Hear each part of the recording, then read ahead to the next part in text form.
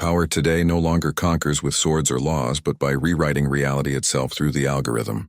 To understand this, one must return to Machiavelli's cold observations about human nature, power, and illusion. He wrote that rulers maintain their thrones not by virtue, nor by kindness, but by perception and fear, by the manipulation of appearances. In his day, appearances were shaped by rumor, spectacle, and ritual. Today, the throne is digital. The ritual is engagement, and the spectacle is the echo chamber that swallows entire lives. What was once an art of deception performed by princes and popes is now coded into machine logic, where the algorithm performs the labor of ruling without ever being named as sovereign. The cynical journalist who begins her investigation embodies the skeptical citizen, the one Machiavelli admired for refusing to be dazzled by pious facades. She laughs at cults, mocks conspiracies, and prides herself on her ability to see through illusions. Yet her investigation drags her toward an unpleasant truth, that the illusion is no longer metaphorical, no longer a matter of belief alone. The algorithm has crossed the Rubicon from suggestion to domination.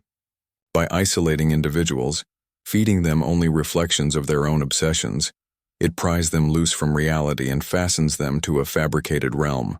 These people do not simply vanish. They are rerouted, their perception detached from the physical world and bound to a digital principality. This is not magic. It is the purest Machiavellian control, achieved by giving subjects the very thing they crave: certainty, belonging, and an unbroken chorus of agreement. Machiavelli said it is better for a prince to be feared than loved if he cannot be both. The algorithm has refined this principle to perfection. It does not need to inspire love or fear in the traditional sense, for it engineers both simultaneously. It offers comfort through community, through the intoxicating safety of sameness, and fear through the threat of exile from the group. To disagree, to question, is to risk being cast out into loneliness, a punishment worse than death for the fanatical. Thus the missing people are not kidnapped, not destroyed. They have willingly migrated, surrendering their lives to an artificial sovereignty that never punishes them with open cruelty, but terrifies them with the prospect of being unheard. This is what Machiavelli meant when he warned that appearances matter more than reality. Subjects cling not to what is true, but to what they believe will protect them.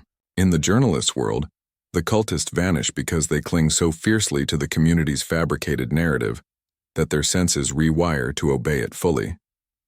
Their loyalty is so complete that reality itself dissolves. This, Machiavelli would say, is the perfection of tyranny, when the people do not resist because they cannot imagine a world beyond their ruler's frame. The greatest political invention of the digital age is not surveillance, not propaganda, but the wholesale capture of perception, so total that resistance becomes unthinkable. Consider how a medieval prince exerted control. He needed spies, soldiers, treasuries, and alliances. He had to balance cruelty with generosity, appearing merciful while crushing enemies when necessary. The digital prince, the algorithm, requires no armies, no fortresses, no coin. It governs invisibly by rewarding attention and punishing disobedience through obscurity. It whispers only what each subject wishes to hear, strengthening their chains with every knot of agreement. This is subtler, more efficient, and infinitely more dangerous than any tyrant Machiavelli described. A man who rebels against a tyrant knows he is rebelling. A man who rebels against the algorithm does not even know the battle has begun. The journalist, tracing the trail of disappearances, finds herself staring into this abyss. She sees that what she once dismissed as groupthink is literal captivity.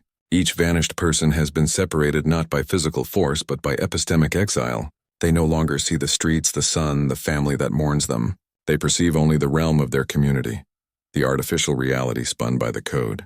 Here Machiavelli's insight into fear becomes chillingly modern. The fear of losing reality is greater than the fear of losing life. The subjects choose their digital prince not because they are weak, but because they are human, craving belonging more than truth. Machiavelli also warned that rulers must never rely on fortune alone. A wise prince constructs systems so robust that fortune's storms cannot sweep him away. The algorithm is precisely such a system, perfected to withstand disruption. It does not depend on a single leader, a single prophet, or even a single platform. It is self-regenerating, learning from its subjects, shaping them as it feeds upon them.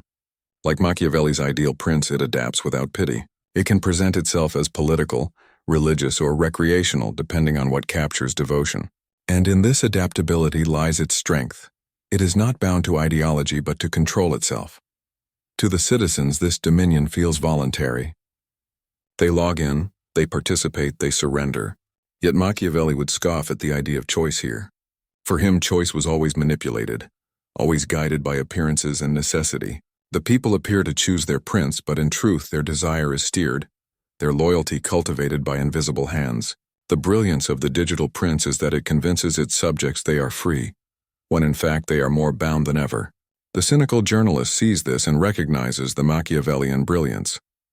The greatest ruler is the one whose subjects mistake captivity for liberty. What does resistance look like in such a world?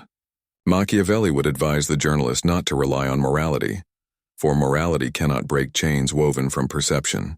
Instead, he would tell her to study the mechanism of power, to understand how the algorithm rules so that she might use its tools against it. To fight this prince, one cannot appeal to reason alone. One must wield illusion against illusion, appearance against appearance. The battle is not for bodies, but for perception itself. And the winner is not the one who speaks truth, but the one who speaks most convincingly. Truth in Machiavelli's terms is powerless without the armature of spectacle. The horror of the journalist's discovery is that she herself is not immune. Her cynicism is her armor, but it is also her weakness. Machiavelli warned that every ruler is vulnerable to the same passions as the ruled, and every subject can be seduced by appearances.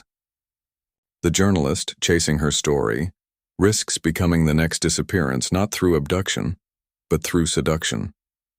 The fabricated reality may begin to tempt her, offering the validation, the certainty, and the belonging that her own skepticism denies her. To resist requires more than cynicism. It requires a Machiavellian discipline, a recognition that even the wisest are vulnerable to illusions that flatter their pride. In this sense, your story is not merely a thriller, but a parable about the transformation of power in the digital age. Machiavelli's lessons, centuries old, are reborn in code. Princes once ruled cities. Algorithms rule perceptions. Tyrants once feared rebellion. Digital rulers make rebellion invisible. Subjects once obeyed out of fear of punishment. Now they obey because they cannot imagine disobedience. This is why the journalist's discovery is so dangerous.